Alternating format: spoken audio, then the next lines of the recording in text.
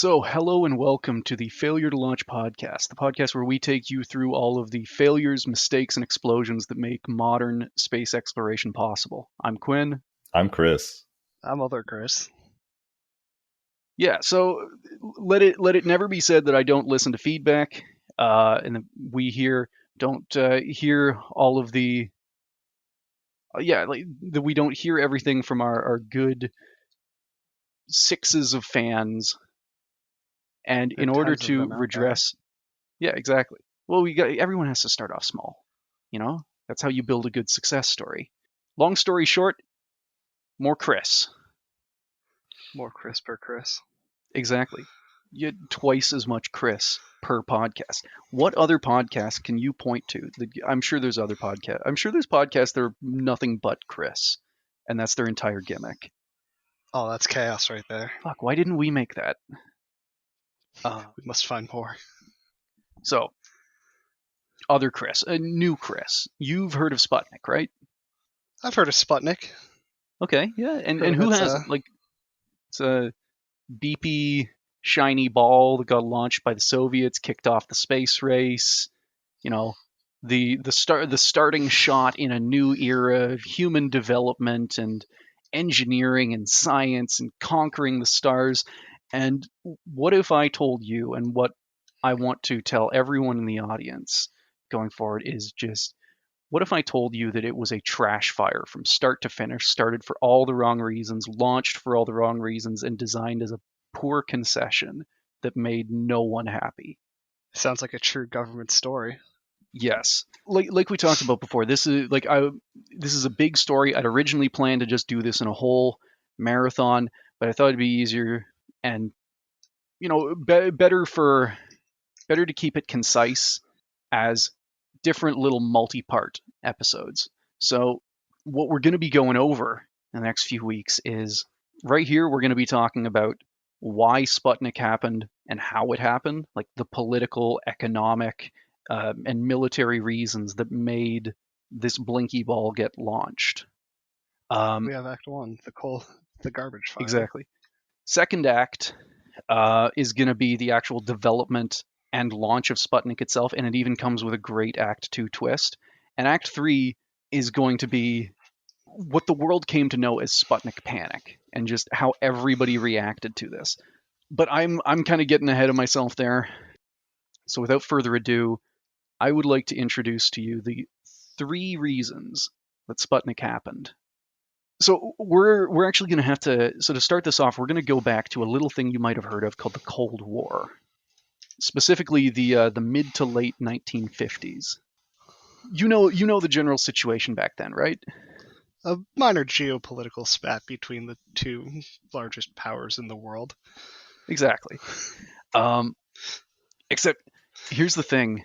Back then, it wasn't really viewed as an even struggle. Like, the USSR was not viewed as anywhere close to being a threat to the US. And the US and NATO, especially under Eisenhower, so you've got Eisenhower in office, you have the fucking Dulles brothers heading up the CIA and the State Department, and you have an entire military full of like cigar chomping stereotypical generals who are dedicated to rolling back communism as much as possible. Ready to kick the door down, just not quite there yet. Yeah, and they believe in an active policy of pestering, encircling, and like preventing the Soviets from, like, this is the same kind of stuff that eventually leads to the domino policy, which is where they have to prevent the spread of communism at all costs, because if it happens once, it'll happen again, and it'll spread, and it'll take over the world and all that stuff. It's like a fucked up geopolitical version of the broken window theory. Broken window theory? I actually haven't heard of that. What is that? So goes. I'm turning it around on you. I wasn't ready for this. Pressure's on. Don't worry, I might cut it. I might cut it if you fuck off. If you fuck up enough. No, it has to do with the fact of, it's a theory in policing that if you allow any crime to be seen to exist, more crime will be drawn. So, like a broken window on a storefront, more windows signals will be broken.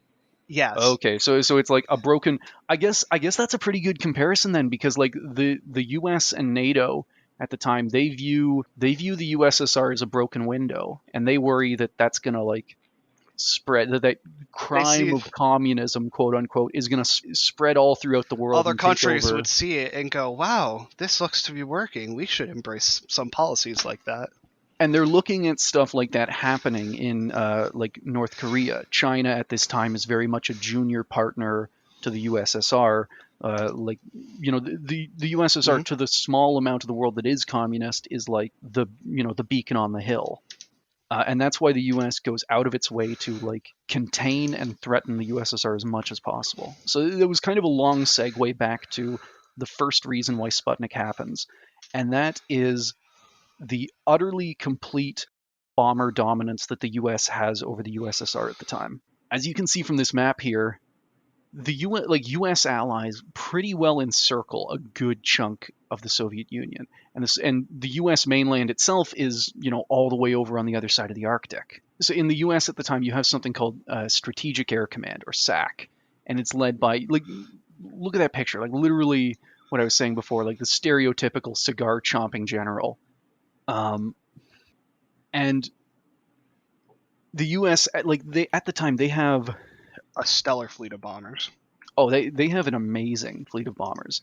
To give you a bit of an idea, I'm going to quote from, and through a lot of these episodes, I'm going to be quoting from a very good book called Red Moon Rising that just goes into the entire early history of space, from like Operation Paperclip all the way to the U.S. launching its first satellite. Um, But anyway, from Red Moon Rising. By 1955, the United States had amassed 2,280 atomic and thermonuclear bombs, a tenfold increase from 1951, representing an arsenal nearly 20 times greater than the Soviet stockpile. Meanwhile, billions of dollars were being poured into an armada of heavy long-range bombers to deliver those nuclear payloads. By 1956, the Air Force bomber fleet had almost doubled in size, and Strategic Air Command kept a third of its 1,200 B-47 long-range bombers on the runway at all times, fueled and loaded with their nuclear cargo. So, critically, like at this time, the U.S. has, they have a massive numbers lead. They have a nuclear, like, they have far more nukes than the Soviets, and they have much more advanced bombers. As we saw in that quote, this is a time when the B-36 and the B-47s are in service, and like 1955 is also exactly like the B-52 is coming online, and the Air Force is ordering thousands of them, and these are like set to soon replace the older bombers. The B-36, the B-58, and the B-47, these are all based in European and Asian bases. They're based in Turkey, Germany, Italy, France, and Britain, and they can cover basically all of the USSR. Oh, and Um, even if those bases in Europe were lost, those planes still had the capacity to fly over Alaska into Russia. mhm, It yeah, could wipe out and the Eastern naval bases and just keep steamrolling through. and that's also it's kind of a moot point, because at the same time the B-52 is coming online, and the U.S. suddenly has the capability in this bomber to fly from the U.S. mainland and hit pretty much anywhere in the USSR. To kind of paint a contrast, this, what you're seeing right now, was the main Soviet bomber at the time, and they had very few of them. This is the Tupolev 4 Bull, which, as you can probably see, is a almost direct knockoff of the World War II era B-29. Oh, it actually is Uh, a part for part copy of a B-29. Yeah, it literally is. They later made a slightly upgraded version, but like most of what they had was Lend-Lease stuff. Lend-Lease stuff, and like the U.S. gave them the designs whenever they were, I believe, still fighting the Japanese. I believe, Uh, actually, funny enough, we refused to give those to the Russians, those planes, because we saw them as such a advantage, and the reason they were able to start producing them in the first place is on a couple missions over Japan. I could be wrong here, but they actually had to crash land, or rather emergency land, in Russia, and after that the planes were impounded, air quotes being very necessary for that statement, yeah, it's a and they were able long to. tradition, because I can think of a whole bunch of like Foxbat, MiG-21s. It's a The proud rewards for, aerospace tradition to impound an aircraft, take it apart, put it back together, give it back. or to provide a nice Um, cash reward for their yeah. forfeiture. So I'm certainly no expert on the subject, but I do second other Chris in that I believe that is correct. I believe that was a thing that did in fact happen. Um, Because this was, if I'm not mistaken, it was the B-17 or the B-29. I think it was the B-29. Was the most advanced, or not most advanced, most expensive weapons project in the U.S. up till, really, well, F-35. Oh yes, the amount of industry that went into that plane is absolutely astonishing. holy. Suffice to say, by 1956, despite all of its many wonderful qualities, it was showing its age, especially in an era when the B-52 was coming online. A And piston bomber can't go that far in that age, per se. exactly. So at a time when the U.S. can like complete like something else to note here is that in January 1956, like LeMay and all of these other figures in the US are like focused on antagonizing the Soviets at every possible opportunity. And LeMay in January 1956 scrambles literally almost all of his bombers in a massive simulated attack that flies like several hundred miles into Soviet territory.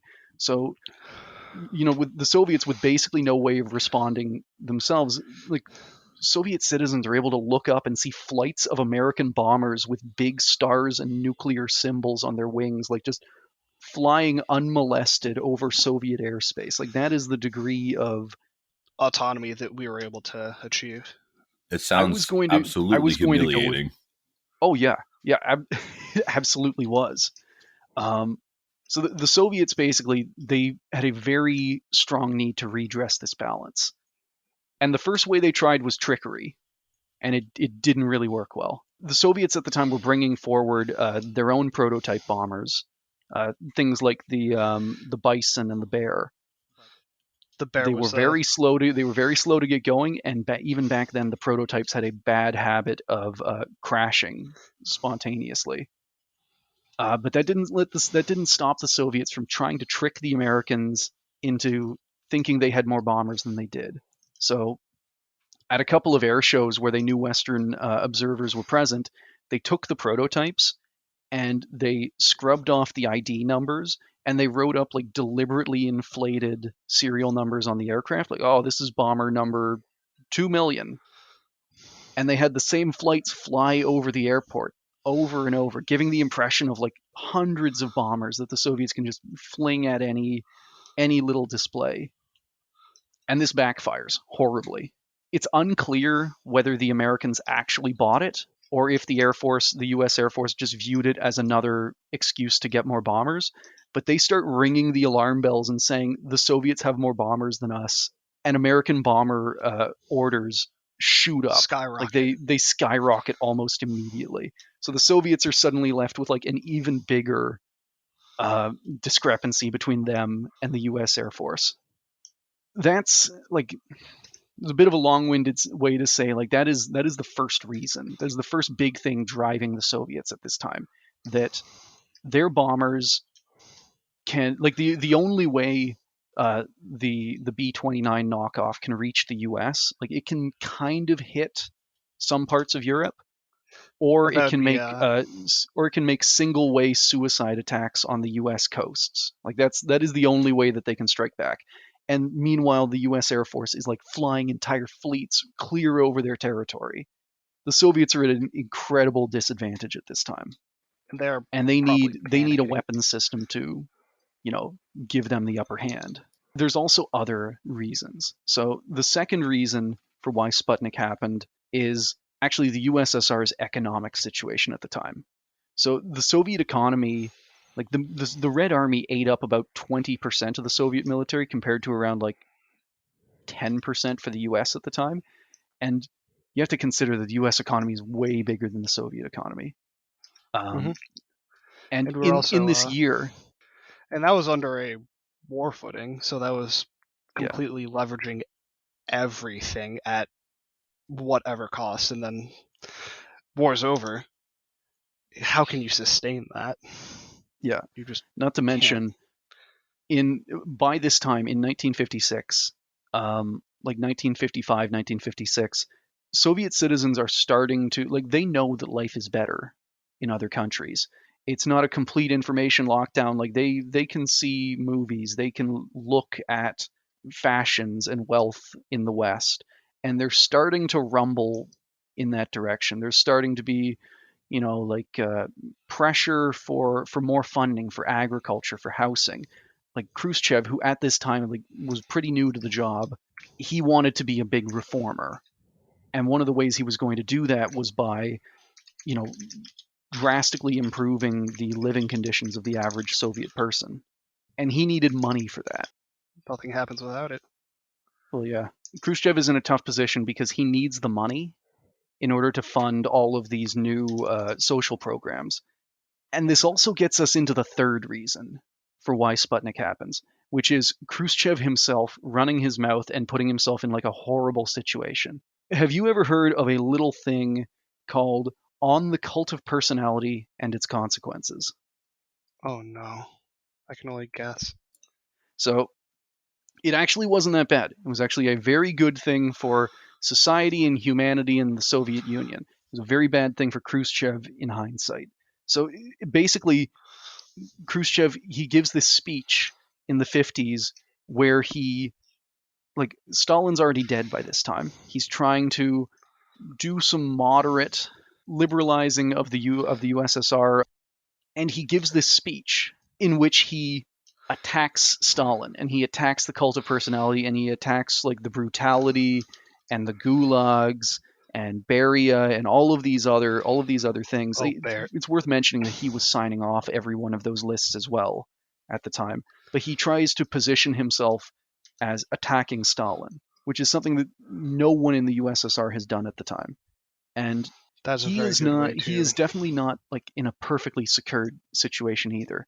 He's a dictator, but he is not the only power. Whenever he gives this speech, other members of the Politburo, they start coming after him. The speech is initially secret, but news of it gets out. And Stalin was Georgian.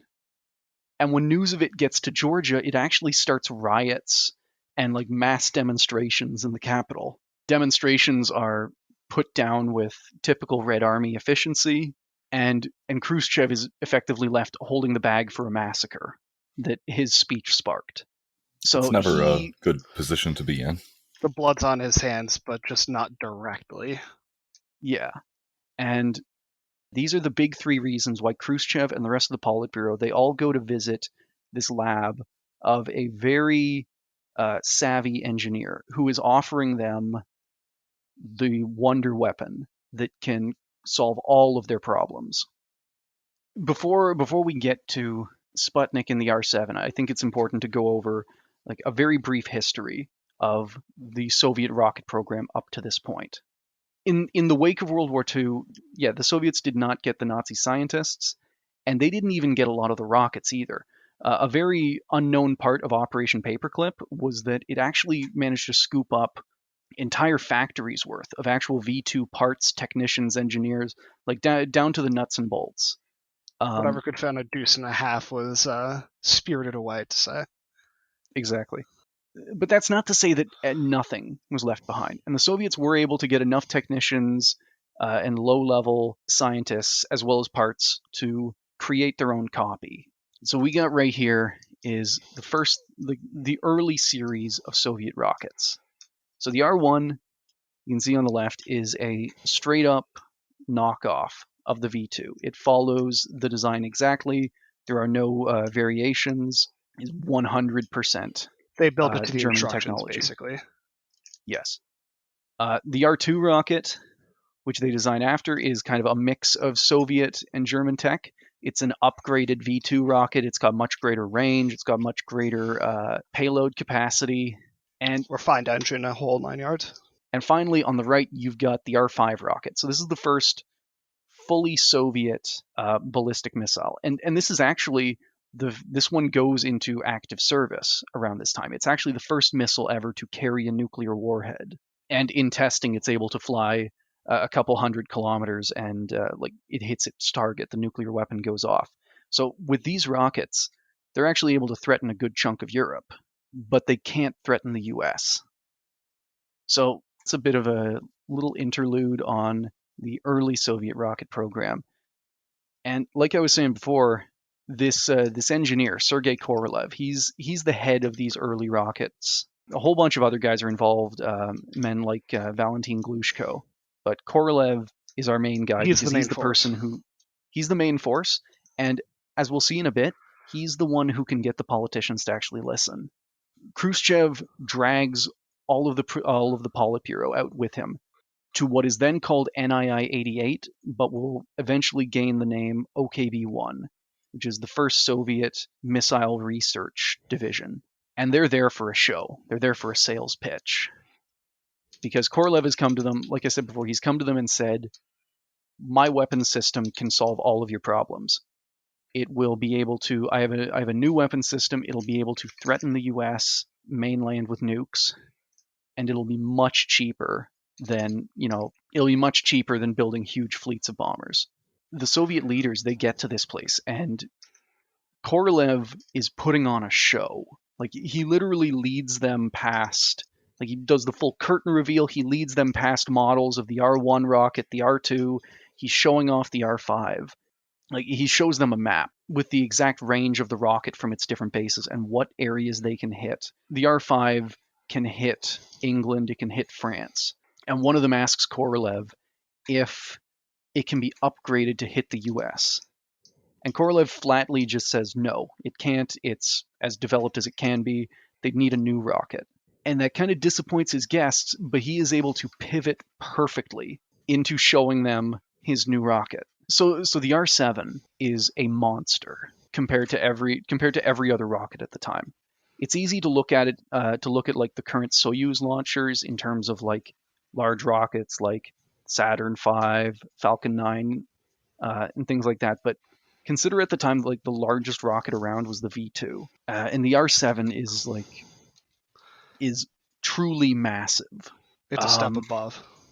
Exactly. It's got, yeah, as you can see in the picture, it's got like 4 side-mounted boosters. It's got 5 of the world's largest engines powering it. And it's an absolute it will have, beast. Oh yeah, it will have the capability, Korolev tells them, to put a nuclear warhead anywhere on Earth, making it the world's first intercontinental ballistic missile. And as he pitches this to them, assuming everyone in the room has stars in their eyes, I'm actually going to make a really quick aside for that, because, and this is actually really fun, Korolev knew his mark very, very well. And he knew that, like, of all of the other leaders, some of them were interested, some of them were skeptical. Korolev was presenting to Khrushchev alone, because I don't want this to just boil down to that classic trope of dictators like superweapons, because, Stalin, Hitler, Saddam, they all loved their weird, gaudy mega weapons. Khrushchev is not, he's not that kind of guy. He's not even like an unquestioned dictator at the time. But what he has, and what Korolev knows, is that Khrushchev is legendary in the Soviet Union at the time for greenlighting anything cool and sci-fi. So he is a very easy mark for a savvy engineer or scientist to like wow him with the wonders of the future. And that is what Korolev is like heavily going for in this. He is trying to take Khrushchev for a ride. He is leveraging him as hard as he can. Oh yeah, and he's lying through his teeth about everything just so he can get this sale. And Khrushchev's probably licking it up, considering the last what you're telling us about what happened in Georgia. He needs this. Oh yeah, he needs this, and it's worth mentioning that we know the details of this. Like, we know the details of this meeting because Khrushchev brings his son along. Oh God. Yeah, so Sergei Khrushchev comes along. Sergei Khrushchev, like, he actually becomes a very well-respected rocket scientist. So, like, Khrushchev is dedicated to making sure that his kids get the education that he didn't get. And it's one of the large reasons why he's so preoccupied with making the USSR seem, modern. And why he's so wowed by a big weapons project like this. He wants the USSR and, by extension, his kids to have all of these crazy new cool things. But at the same time, it's not so one-sided either. The members of the Politburo, they're able to very quickly recognize what the rocket represents. It's like it's a way of striking back at the U.S., but it's also a massive PR coup waiting to happen because this is something that no one else on the planet has. This is something that they can brag about. The wonders of the wonders of the Soviet system at play. It has given us the capacity This to build wonderful this thing. Yeah. this spirit to strike back at NATO. And like I was saying before, Korolev is really trying to sell this hard, and he makes promises that maybe he shouldn't. He sets like a wildly impractical time frame. He says that his factories will be able to churn them out. Churn them out like sausages. Oh, so you heard that quote? It's just from another video. I watched it. It just popped up in my head. That's Khrushchev said. Like that is a Khrushchev quote. Whenever he's unveiling these rockets, that his factories will be churning them out like sausages. But regardless of regardless of all of that, Korolev makes his sale. He is able to get the green light for the R7, this new wonder weapon that will completely negate all of the American bomber advantages and be, significantly cheaper than maintaining a huge Soviet military. He clinches it. He convinced Khrushchev is completely on board. Oh yeah, he is in full ride or die mode, to say. Khrushchev is going for a ride on this man's rocket. Yeah. Welcome back. Damn it. Magic all right, I'm going to get us back on track with a quote from, again, the very good Red Moon Rising. From a financial point of view, focusing on missiles made more sense than maintaining a huge standing army or sinking money into giant bomber fleets that rockets would soon render obsolete anyway. And so Khrushchev was betting the farm on Korolev. And this isn't really part of the quote here, but to give you a bit of an idea of how much he's betting the farm on Korolev's rocket, the Soviet Red Army would have its funding cut by 34%. And the Soviet strategic, this is the fucking Red Army, and Khrushchev gets so wowed by this one little tour that he cuts their funding by a third, and he's able to leverage this because rockets are a lot cheaper. There's the initial development, but you stick it in a silo. You stick it in a silo and you wait. You don't have to feed a rocket. You don't have to train it. And as of then, you can't stop the rocket once it's sent. And he increases the strategic attack mission funding by 127%. Korolev firmly has the green light at this point. He has made his pitch. Khrushchev will sign his checks. And he also has something, it can't be overstated, or it can't be understated, how much of an advantage knowing Khrushchev is in like the labyrinthine Soviet bureaucracy. Being able to call Khrushchev's phone and just get him to rubber stamp anything you want is like the only way a program really gets done. But there's one last little bit. See, as they're leaving, after he's made his pitch, and all of the members of the Politburo are happy, Korolev goes to them and he offers them a last little tidbit. And he leads them off into a side room. There's a gurney, and on the gurney is something underneath a tarp. Rips it off, and he shows them a satellite. He shows them this satellite, and his guests do not react at all. They don't know what it is. They don't know what it's supposed to do. He launches into this whole speech about, since time immemorial, man has sought to conquer the stars. Still, no one cares. No one knows what they're even looking at. And it's here that he really brings across his showmanship. Whenever he notices that Khrushchev isn't really impressed, Korolev tells him that the U.S. is actually just about to launch one. Like, this is a lie, and Korolev knows it. But it's just that little bit. It gets the members of the Politburo interested. And he tells them that the U.S. is making a wrong step, that they're building one rocket for satellites and one for bombs, where, with his idea, all they have to do is swap out the warhead and put a satellite in. He's taking that man for a ride. Jesus Christ. The more I hear about it. Yeah. So while his guests were suitably impressed by the R7 and what it could do as a weapon, they didn't care at all when, Korolev proposed launching his satellite. in the end, the only thing that actually convinced Khrushchev to greenlight this little pet project was like the claim that the US was racing to launch one, He immediately was ready to go. and that beating them into orbit would be a huge propaganda victory over capitalism. Just something else to say, hey, we were here first. Exactly. Like that's the thing. Like they didn't give a damn about the science even once he explained the thing. But they knew a layup when they saw one. And he was offering them a chance to develop them like a super weapon, and then they were going to do some big scientific breakthrough first. The 1-2 punch.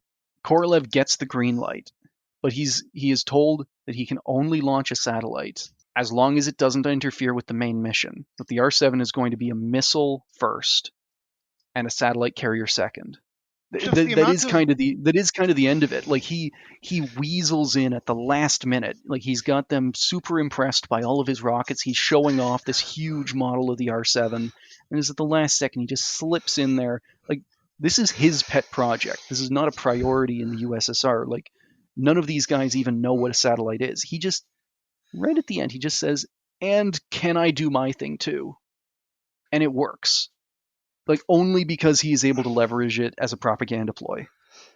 And everyone else in that room. This is after Khrushchev has left, correct? This is while Khrushchev is still there. Like they are on their way out of the building. Okay. And then he leads them off into a side room. Like they don't know about this until he like pulls back the curtain. You might notice something. This image I'm showing you right now. This is the model that he shows them.